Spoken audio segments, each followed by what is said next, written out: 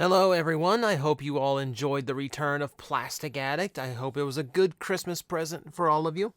So, I wanted to bring something new to the Plastic Addict formula. A lot of times people do not understand that what I'm doing on Plastic Addict is purely satire. It's comedic exaggeration, I'm just trying to have some laughs and take a toy way too seriously, right?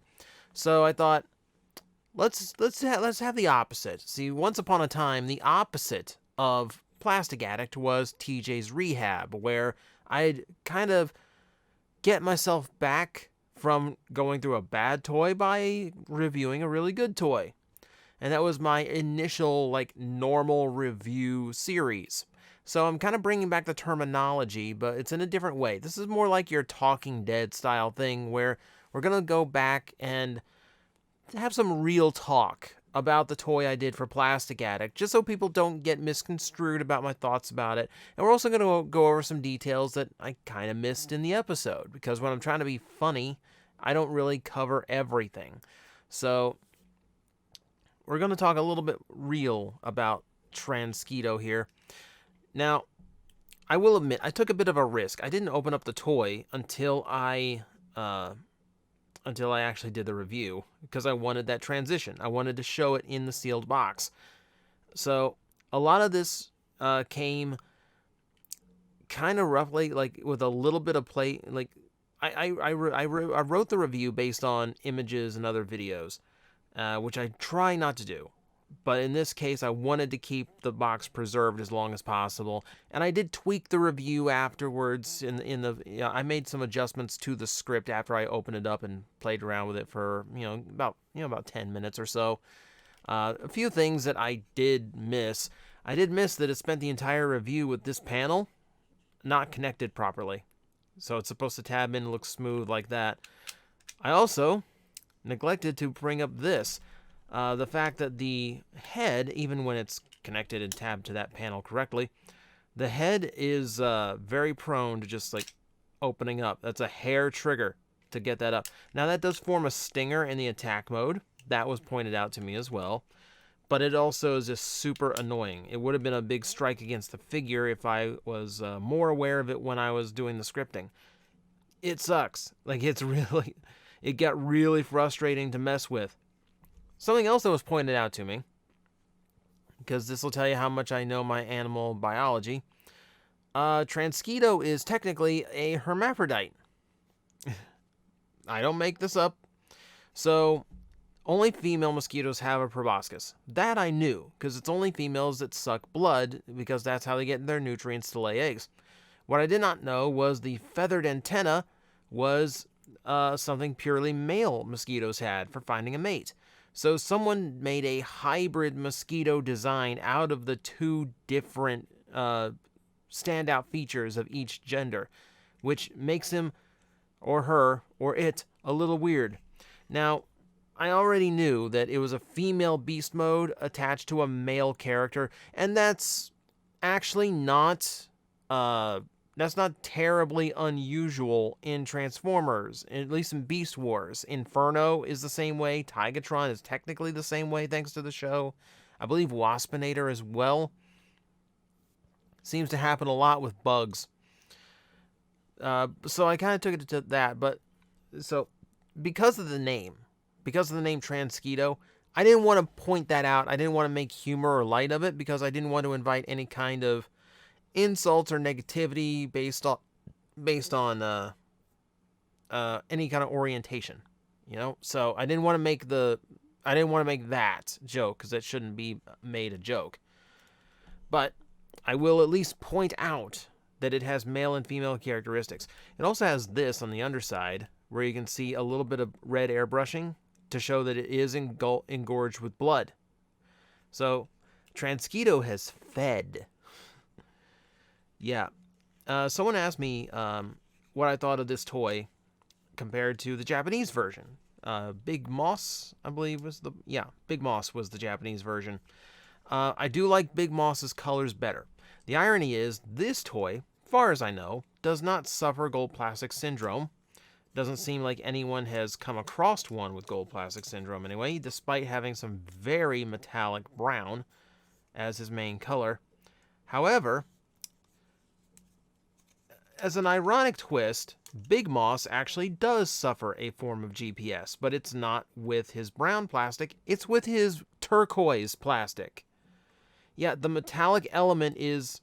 Really, the metallic element they add to plastic is what causes gold plastic syndrome, because it causes the molecular structure of the plastic to break down. It loses cohesion because there isn't enough plastic material holding itself together. The metallic flake interrupts the connection. So when they put too much in, you get GPS. But it is something that is capable of any plastic that has metallic element added to it. I think it tends to happen to gold the most because gold, of course, you want it to look shiny. You want it to look like gold. So, of course, they're going to go heavy on the metallic element there. All right, so let's get him fully transformed. Let's talk the robot mode a little bit. Yeah, so he has this other, like, weird, like, little hinging, like, spring gimmick in the neck. I never quite figured out what it was meant to do.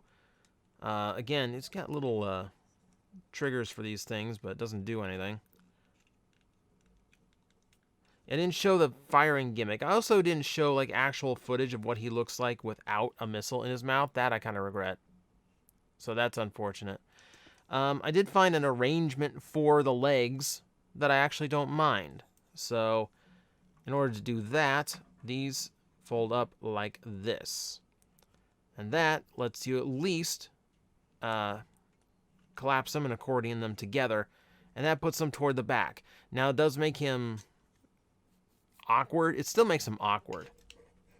But at the very least, this makes him a lot more manageable as a figure. And that way, the arms don't get in the way nearly as much. If you want to flip him like forward and give him some kind of like some kind of like stabbing weapon, if you want to do that, you can do that. You can rotate him down. You can rotate him the other way as well, and that would actually turn this into some kind of weird hook weapon. So if we do, hang on, let's see how that looks. Because I just thought of that. I hadn't tried that. They look like pretzels. They look like pretzel sticks the way they're molded with little bumps in them. Yeah, so he could have had like giant insect hook weapons. So that's not terrible actually. I wouldn't keep his arms like that, but at the very least, it lets me do something else with them. And then we rotate them back so they just kind of hang down and mind their own business. I guess that's probably the best way to handle his legs now that I look at it. So yeah, it's very typical Beast Wars. It's very typical of the bugs. I'm not taking that criticism back. He very much just looks like how all the bugs looked, which is not pleasant. Well, in this one, it's not pleasant. Yeah. God, there was something else that I needed to address here, and I can't remember exactly what it was. Because apparently, like, this was like a little bit more contentious than I expected. Like, he's one of the most infamous shelf warmers of all time, but there's actually some fans. There are actually some fans of Skeeter here that actually came out in his defense, and that's fine. I tell that to people all the time. Plastic Addict is exaggeration, and Plastic Addict is just one man's opinion. You know? If you like it, that's all your business. You know, I'm the one who's wrong in that case. Like, you know, it's just my opinion that, yeah, he is bad. Someone mentioned that, oh, this opens up new ground for Plastic Addict. And that's actually not too far off. I do want to loosen up my requirements for being Plastic Addict bad. You know, a toy can have redeeming qualities and still make it on the list because I'm basically trying to look for enough to have 12 to 15 minutes worth of material to write. So if a toy is bad enough for that, yeah, we're gonna do that. You know, so because I found myself looking at modern toys going like, well, the vehicle mode's really nice, so why am I doing this for Plastic Addict? Because that means 50% of this toy is fine. In the case of things like, I know there's a big review right now. A big request is Earthrise RC. That one, I'm staring at it right now. Thinking about it.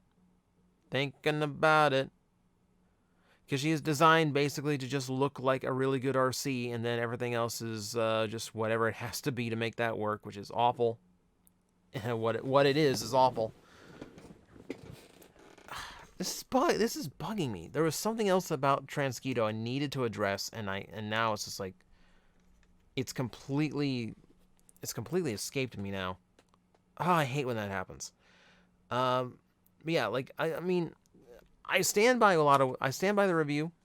I mean, of course I do. I'm like, I don't take anything back now that I've played around with it a little bit more. Yeah, and there's ways you can mitigate the issues that I brought up. But ultimately, I'm sorry about that. My camera's orientation like this. My camera does not like being at this angle, so I apologize if it like blips in different directions. But ultimately, what I have here is a toy that just, like I said, it's just like, who wants a mosquito? It should have been a Waspinator retool, right? It should have been. You know, they really wanted to do a mosquito toy, and then just come up with something else. Come up with anything else. You know, like, I think what amazes me with Beast Wars designers, when you take a look at this, they wanted to make a Mega Class mosquito toy before doing something like, oh, I don't know, more dinosaurs. You know, they could have done any number of dinosaurs besides Pterosaur, Megatron, and Dinobot. And they didn't. You know, we had to leave that to Beast Wars Neo to eventually fill in a whole bunch more dinosaurs. So it was bizarre. It's bizarre. It's a bizarre choice. Like I'm like when I did the skit for the Hasbro employee. Yeah, that's kind of where my head was. Like, how's your mindset going? Like, how do you get this by? How do you get someone to actually make the toy? A couple points to bring up in the review because a lot of people noticed it. Yes, I brought back the gag of like folding up or pretending to be a car like a little kid does. I wanted to throw in a couple throwbacks, just a couple throwbacks, just so we can get a little bit of nostalgia in there. During the opening gag, I saw it during the live stream for the premiere, which thank you, 250 people came out for the premiere of that episode. Thank you very much. What someone in the chat said, I was expecting the cat sound effect, and so was I. I looked for it. I couldn't find it. That same like cat scream I've used so many times, and for the life of me, I could not find the file for it, and it drove me nuts. Like, I had no idea what happened to it. And I took a look. Now that I'm thinking about it, like, I could try different terminology, but I couldn't even find a stock sound. I couldn't even find the stock sound effect again. It's just like a typical Hollywood cat scream. Oh, it bugs me now. Oh, it bugs me. Speaking of bugging, a lot of people pointed out the can of bug spray that I had at the end of the video, and yes, it's Hot Shot brand. So I knew there was a can of bug spray in the toy shop. I wanted to use that for my end gag because I didn't really have a gag at the end of this video, as you could tell. So instead, I thought, let me go grab the bug spray, and I'll do like a quick little improv thing that I wasn't originally planning. Because I've got the shooting script here. Like, you can see where the final lines. I didn't plan that. That was just like something I found in the shop. And I forgot that it was Hot Shot brand. And in fact, I never looked at it to think it was Hot Shot. So the fact that it was just like, oh, I laughed out loud when I saw the can. Like, this is perfect. This is absolutely perfect. I originally thought, like, let me point out, let me highlight as like, you know, just in case there's anything else in here, I needed the strongest repellent I could find. You know, and I wanted to, but I decided to leave it as a more subtle shout out. So I'm glad I went that direction, because you don't need to like push every joke out there. You know, you don't have to like make, go lampshade it and go, hey, look, I did the thing. You know, Sometimes you can let it ride and just let people pick up on it themselves. So it was a happy little coincidence that the bug spray was Hot Shot brand. I'm still trying to think of the other thing about Transquito I was going to bring up, and I can't bring it. For life of me, I can't think of it now. But yeah, I'm happy everyone seemed to be happy with the new Addict episode. The next one, I do know what it's going to be. As usual, I don't announce what the Plastic Addict victims are going to be. You'll have to see for yourself. I do know I've had someone who's been waiting a long, long time for me to do the review. I don't know how long it's going to take me. I got to dig up.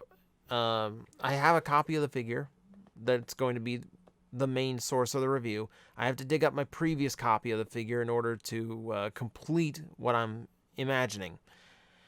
But that's probably going to do it for me. I might turn the camera back on if I can remember what I was going to talk about for Transquito, because there was something else that was going to...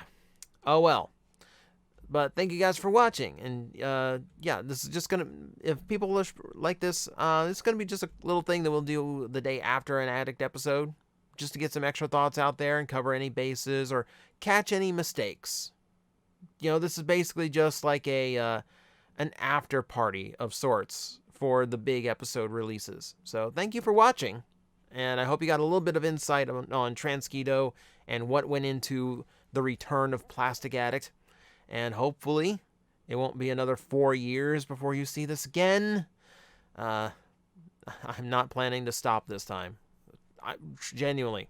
I mean it this time. Mean it this time. We'll see. Guys, I am facing the most powerful enemy any YouTuber can face, the algorithm, and I need your help to defeat him. Hit the like button, hit the subscribe button, hit the notification bell, and leave a comment. Every time you do, we attack that algorithm and we drive it back until it can no longer defeat this channel. Thank you very much.